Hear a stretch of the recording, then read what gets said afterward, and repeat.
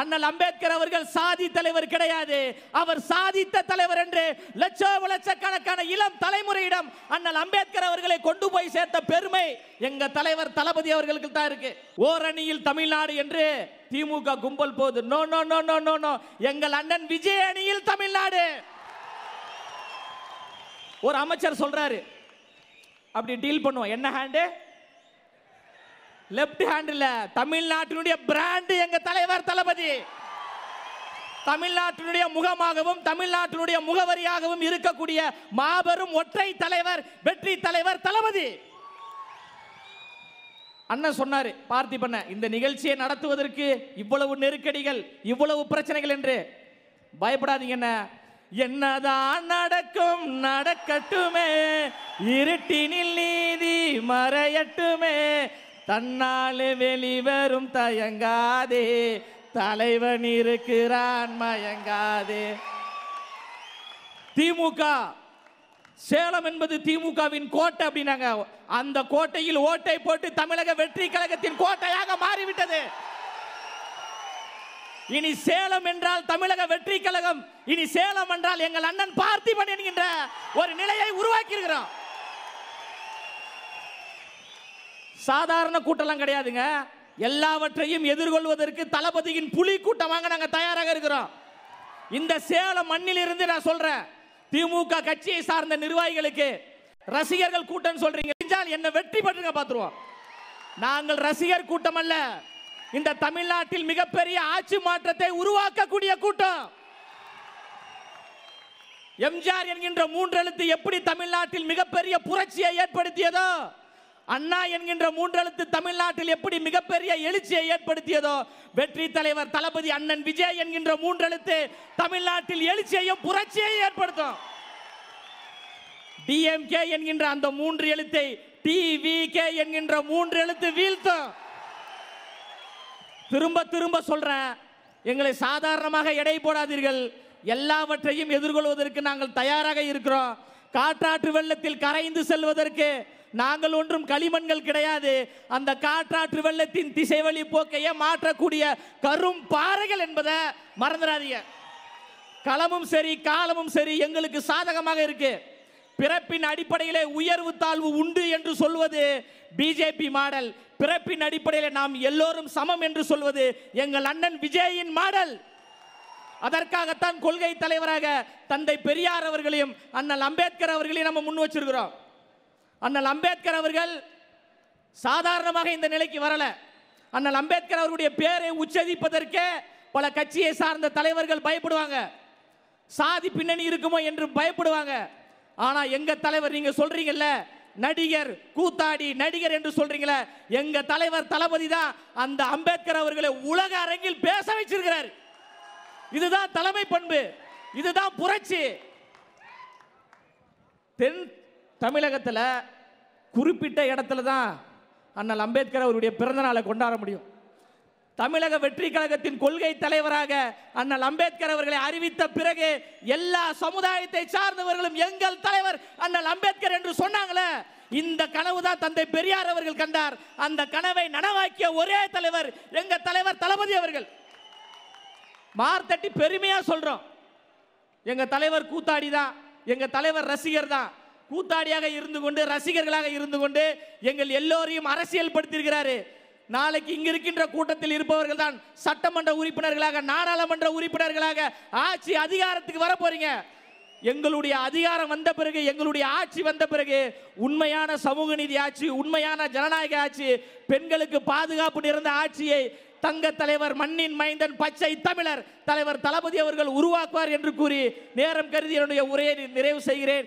நன்றி, வணக்கம். தமிழகத்தின் வெற்றி கழகத்தின் புரட்சி 2026 தமிழ்நாட்டு மக்களின் மகிழ்ச்சி என்பதை இந்த இடத்திலே நான் ஆணத்தனமாக கடமை செய்யப்பட்டிருக்கின்றேன்.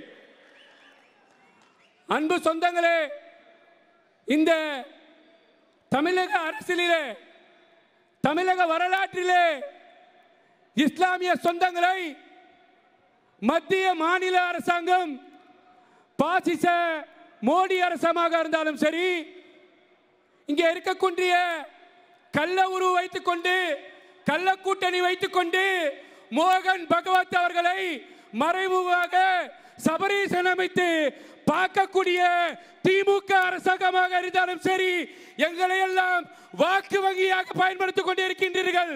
ஆனால் 2026 நீங்கள் எழுதி வைத்துக் கொள்ளுங்கள், ஒவ்வொரு இஸ்லாமியர் வீட்டிலும் இன்று களம் மாறிக்கொண்டிருக்கின்றது. ஒவ்வொரு இஸ்லாமியர் இடத்திலும் இன்று களம் மாறிக்கொண்டிருக்கின்றது. கண்டிப்பாக 2026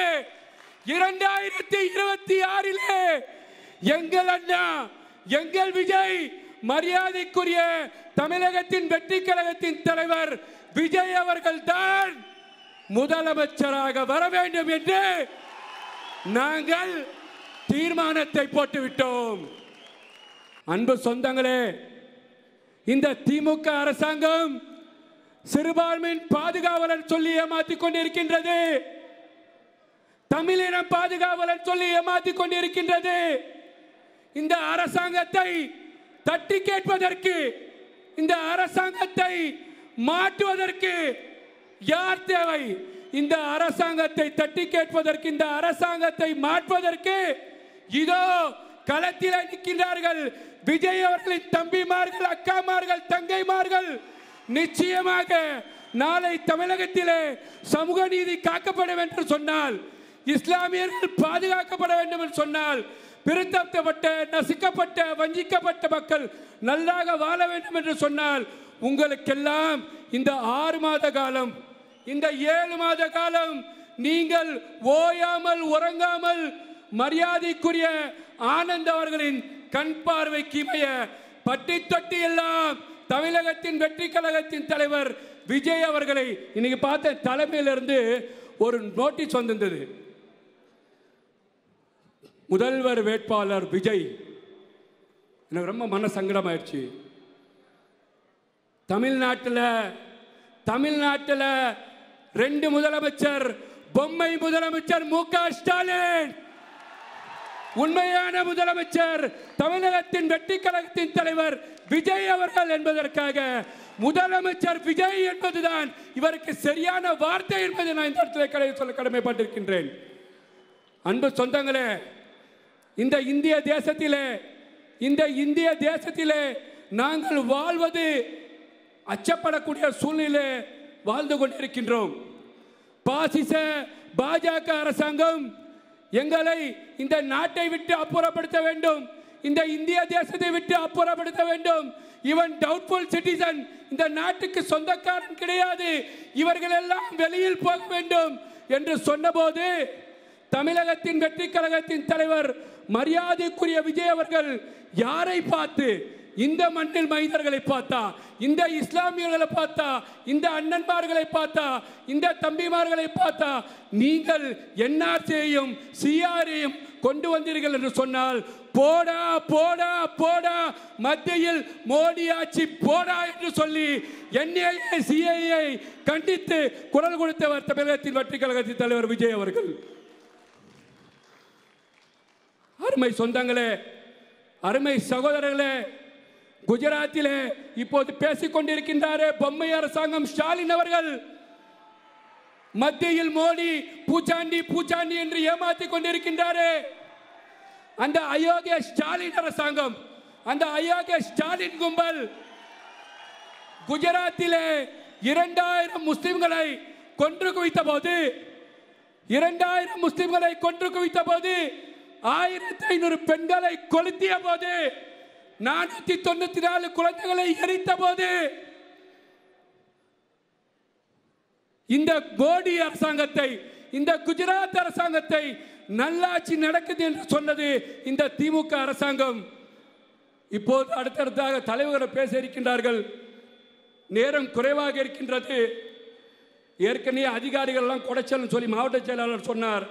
அதிகாரி என்னதான் குடைச்சல் வைத்தாலும் ஆண்டவனே நம்ம பக்கம், மழை வராமல் இந்த கூட்டத்தை மிக சிறப்பாக நடத்தி கொண்டிருக்கின்றது.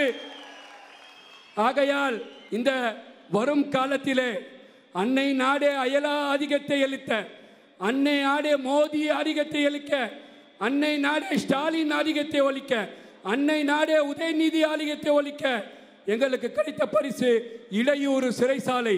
இதுக்கு நாள் அங்கவில்லை, சாகும் நாள் எங்களுக்கு திருநாளாகும். பெற்றெடுத்த தாய்நாட்டு மண்ணே, இதோ வருகிறேன். தமிழ் மக்களுக்காக, தமிழ் மண்ணுக்காக, தமிழ்நாட்டுக்காக, ஏழைகளுக்காக, பாட்டாளிக்காக, வியாபாரிகளுக்காக, பெண்களுக்காக களத்தில் வருகின்றார் உங்கள் தலைவர், வெற்றி தலைவர், வீர தலைவர், அழகு தலைவர் விஜய் விஜய் விஜய் விஜய் விஜய் என்று சொல்லி,